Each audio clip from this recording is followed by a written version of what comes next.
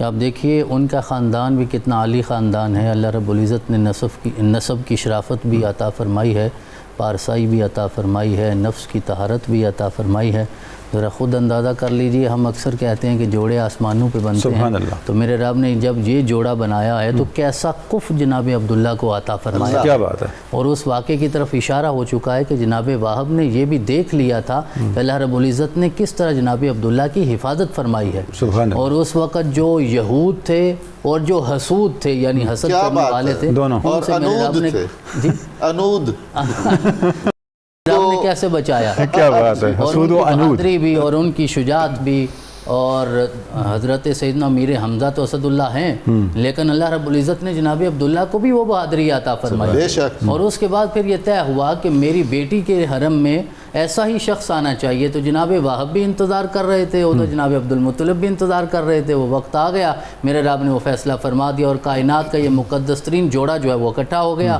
تو میرے رب نے اس کے ذریعے وجہ تخلیق کائنات، ساری کائنات کو عطا سبحان فرما اللہ. دیا. سبحان اللہ. اور جب رسول اکرم علیہ تحیت و ثنا کا نور منتقل ہوتا ہے جناب سیدہ آمنہ سلام اللہ علیہا میں، اور آج لوگ ان کے ایمان کو تلاش کر رہے ہیں، ذرا اندازہ کیجئے اللہ رب العزت نے اس مبارک رحم میں اپنے پیغمبر کا نور رکھا ہے. سبحان اللہ. اور 9 ماہ تک رکھا ہے. یہ سعادت کائنات میں کسی اور خاتون کو میسر نہیں آئی، بنت وہب کے سوا، جناب آمنہ کے سوا کسی کو یہ سعادت نہیں ملی. اور آپ ارشاد فرماتی ہیں کہ وہ جو 9 ماہ گزرے ہیں ان میں اللہ رب العزت کی طرف سے مختلف انبیاء میرے پاس آتے تھے اور آ کے سلام دیتے تھے کہ تمہیں مبارک ہو، اللہ رب العزت نے وجہ تخلیق کائنات کا نور تمہیں عطا فرما دیا ہے. سبحان اللہ. اور ان 9 ماہ میں مجھے کوئی ایسی تکلیف نہیں ہوئی، کوئی ایسی کیفیت طاری نہیں ہوئی. حالانکہ ان کیفیات پہ اللہ رب العزت نے قرآن میں نص قائم کی ہے کہ حملت ہو امہ کرہا ووضعت ہو کرہا، لیکن یہ واحد ماں ہے جسے کوئی تکلیف نہیں ہوئی. اور 9 ماہ ارشاد فرماتی ہے میں نے ایسے ہی رکھا ہے کہ جیسے میرے اندر کوئی اور وجود نہیں ہے.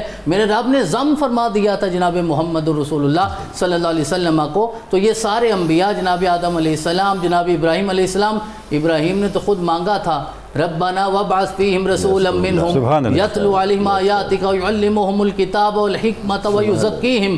تو حضرت ابراہیم علیہ السلام کی دعا کی قبولیت کا وقت آ رہا ہے. تو جناب ابراہیم کو کتنا اس بات کا شوق آیا ہوگا، کتنا ذوق ہوگا، بلکہ ہم یہ بھی کہہ سکتے ہیں کتنا چاہ آیا ہوگا. اور آپ تشریف لا کے جناب آمنہ کے سر پہ ہاتھ بھی پھیرتے ہوں گے اور یقیناً آپ کو مبارکباد بھی دیتے ہوں گے. اس کے بعد جب وضع حمل کی کیفیات آئی ہیں تو اس وقت ارشاد فرمایا ایسے انوار و تجلیات کا ظہور ہوتا ہے کہ آپ مکہ میں ہیں.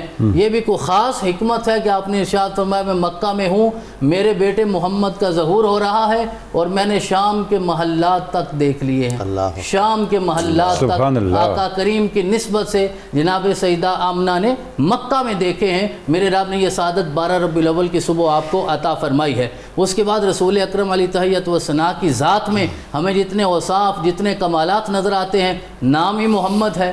اور وہ محمد نام دادا نے رکھا تھا، لیکن تائید تو اماں جی کی بھی ہوگی نا. جب مکے والوں نے پوچھا آپ نے کھانا تو کھلا دیا ہے، بیٹے کا نام کیا رکھا ہے؟ تو ارشاد فرمایا میں نے محمد رکھا ہے. یہ محمد ہو یا علی ہو یا حسن ہو یا حسین ہو، یہ 4 نام ایسے ہیں جو میرے رب نے ہمیشہ اپنے عرش کے پردوں میں چھپا کے رکھے ہیں اور ان ہستیوں کے ظہور کے وقت انہیں ظاہر فرمایا ہے. تو سارے مکے والے کہنے لگے ہم نے یہ نام کبھی سنا ہی نہیں ہے، یہ محمد نام کا معنی کیا ہے؟ تو آپ نے ارشاد فرمایا الذی یحمد حمدا بعد حمد، کہ محمد کا معنی یہ ہے تم نہ بھی چاہو تو تمہاری زبان سے اس کی تعریف ہی نکلے گی. جیسا کہ ابو جہل نے آ کے نعوذ باللہ کہا کہ ہم مزمم، تو آقا مسکرا دیے. صحابہ کرام جذبات میں آ گئے. آقا نے فرمایا اس نے کسی اور کو مزمم کہا ہو، اللہ نے مجھے تو محمد بنایا. تو اللہ رب العزت نے یہ بیٹا آپ کو دشمن بھی چاہے تو برا نہیں کر سکتا. اور یہ سارے اوصاف اور کمالات جو میرے آقا کی ذات میں آئے کیونکہ والد گرامی تو رخصت ہو چکے تھے. اور حضرت سیدنا امام جعفر صادق علیہ السلام سے پوچھا گیا کہ اللہ کریم نے آپ کو اس حالت میں کیوں دنیا میں بھیجا؟ تو وہ ارشاد فرمایا کرتے تھے تاکہ زمانے میں جتنے یتیم ہیں انہیں حوصلہ ہو جائے کہ محمد رسول اللہ بھی اسی طرح دنیا میں آئے ہیں. اور میرا رب یہ نہیں چاہتا کہ دنیا میں کسی کا احسان ہو میرے محمد پہ.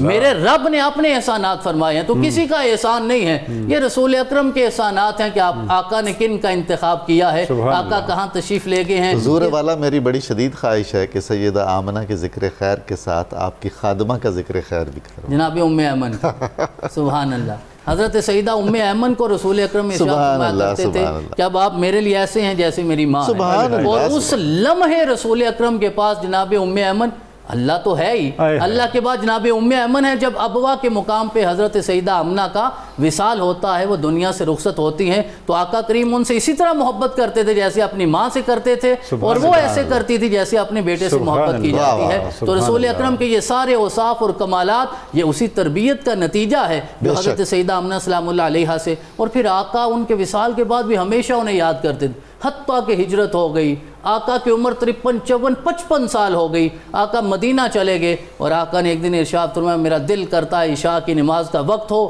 میں فرض نماز کی امامت کروا رہا ہوں، تکبیر تحریمہ کہنے کے بعد ہاتھ باندھ لوں، میری ماں آواز دے یا محمد، میں نماز توڑ کے اپنی ماں کی کیا بات ہے، سبحان اللہ سبحان اللہ۔